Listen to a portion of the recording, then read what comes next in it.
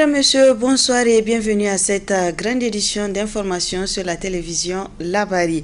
Le président de la Commission nationale des droits humains, accompagné de quelques membres de la CNDH, a effectué une visite tôt ce matin à l'hôpital national de Niamey. Il s'est agi à travers cette visite aux cheveux des blessés de l'attaque de Tamou de s'informer sur comment évolue leur état de santé. Le compte rendu avec Boubacar Ibrahim et Abouakar Souley. C'est dans le but de s'enquérir des conditions de prise en charge des blessés de ce qu'on qualifie désormais des événements de Tamou que les plus hautes sphères de la Commission nationale des droits humains ont effectué cette visite. Et ils sont 4 restants sur le total de 30 admis à l'hôpital national de Niamey. Conduite par le président Mati Al-Haji Moussa, en présence du directeur général de l'hôpital, cette visite rentre dans le cadre des prérogatives de la commission. Et dès que la triste nouvelle nous est parvenue, nous avons fait observer à la mémoire de toutes les victimes de ces événements, à la mémoire de toutes les victimes du terrorisme, de l'intolérance et des violations des droits humains. Et on a fait observer une minute de silence et de prière pour marquer la solidarité africaine, la solidarité de l'Afrique vis-à-vis donc de ce qui est arrivé. Et nous venons de faire la visite sur la trentaine de blessés qui ont été admis à l'hôpital national. Dieu merci, il ne reste que 4 dont l'état de santé est stable. Nous les avons visités tous les 4. Nous les avons écoutés et nous leur avons apporté le réconfort de la Commission nationale des droits humains. Nous sommes venus leur manifester notre compassion, notre solidarité et notre soutien dans l'épreuve douloureuse qu'ils traversent. Des voix s'élèvent depuis un certain temps pour demander une commission d'enquête pour cette affaire. À cette requête, la commission s'est dit favorable. Par rapport aux événements qui ont eu lieu, dès que les informations sont parvenues à la commission, elle n'est restée ni inactive ni indifférente. Il me semble que les faits remontent au 24 octobre. Et dès le 26, la Commission nationale des droits humains a dépêché sur le terrain une mission d'information et de collecte de données qui a été conduite par le responsable de notre antenne à Tillabéri. Au vu des éléments recueillis sur le terrain, la Commission nationale des droits humains a décidé de s'auto-saisir de la question et de mener une enquête indépendante pour que puisse jaillir davantage la vérité et qu'elle puisse jouer sa partition dans la recherche et la manifestation de la vérité qui intéresse tous. A rappelé enfin que le président a poursuivi en invitant les forces de défense et de sécurité à continuer à faire preuve de professionnalisme dans les différentes opérations qu'elles mènent. Ouverture ce matin d'un atelier d'échange sur la scolarisation de la jeune fille et la prévention du mariage des enfants. C'était au palais du 29 juillet de Niamey. Il est organisé par la coalition ASSO-EPT et permettra de contribuer à réduire les écarts entre filles et garçons dans l'accès et le maintien à l'école au niveau de tous les cycles scolaires. Hamza Sakou et Nasser Seydou pour le compte rendu.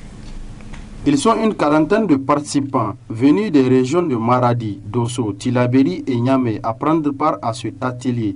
Il s'agit d'une initiative de la coalition ASSO-EPT en collaboration avec ses partenaires qui vise à échanger sur la scolarisation de la jeune fille et la prévention du mariage des enfants. Je me réjouis de l'organisation de l'atelier d'échange sur la scolarisation de la jeune fille et la prévention du mariage des enfants entre acteurs en vue de prospecter des pistes et stratégies pour contribuer à l'amélioration des droits des filles, notamment leur accès et leur maintien à l'école initiée par notre coalition ASSO-EPT conformément aux objectifs du projet Priorité à l'égalité JCI. Je voudrais tout d'abord, au nom du conseil d'administration, du comité exécutif, de l'ensemble des structures alliées, du personnel technique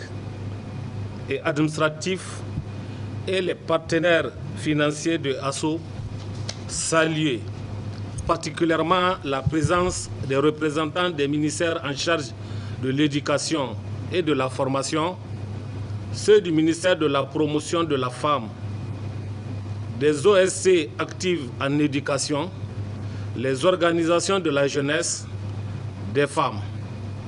Ensuite, je vous demande de bien vouloir transmettre notre gratitude aux autorités pour leur engagement à éliminer les pratiques néfastes affectant les enfants, particulièrement les jeunes filles.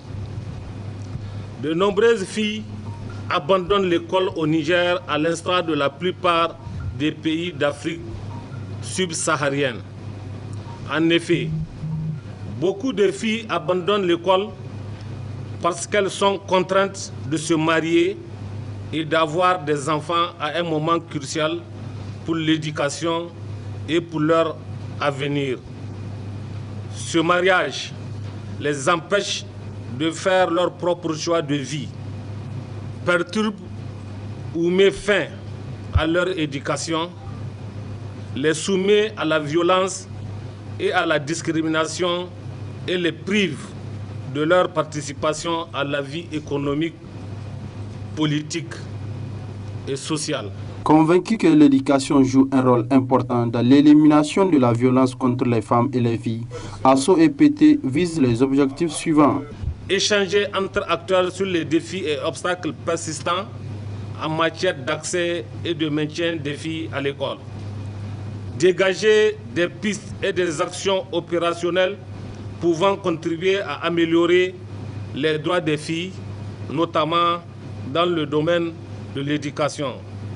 Renforcer les capacités des acteurs étatiques sur les questions de genre et d'inclusion en vue de renforcer la prise en compte du genre dans les politiques et programmes nationaux.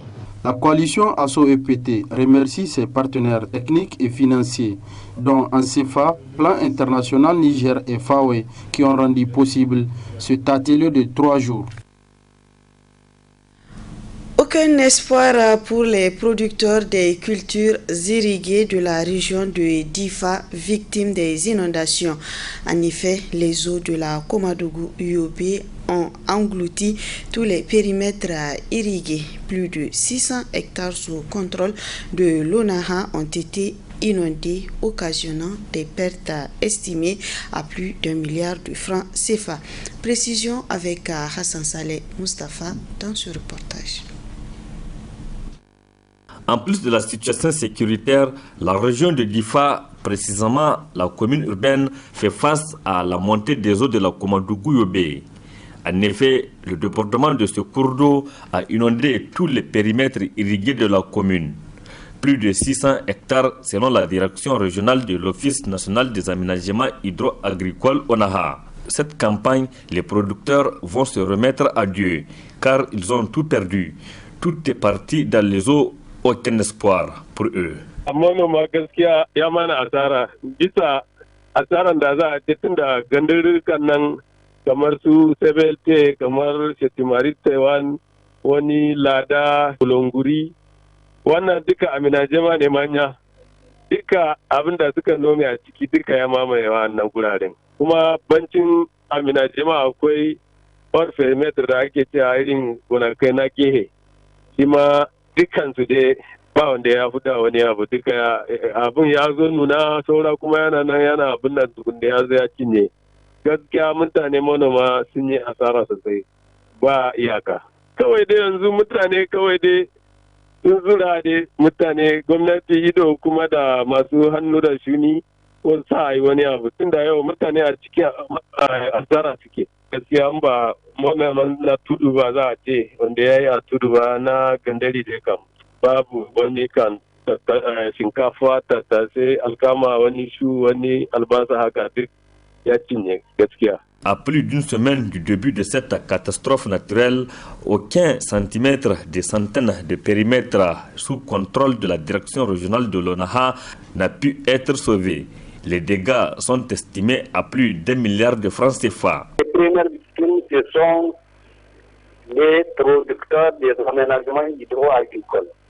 Et ça, de Tam jusqu'à Bosso. Il y a à peu près trois départements qui sont concernés, le département de Méné, le département de Difa et le département de Bosso. Après avoir inondé les parcelles qui sont contiguës à la Ouagadougou, donc doit progresser et a atteint les villages et la ville de Difa.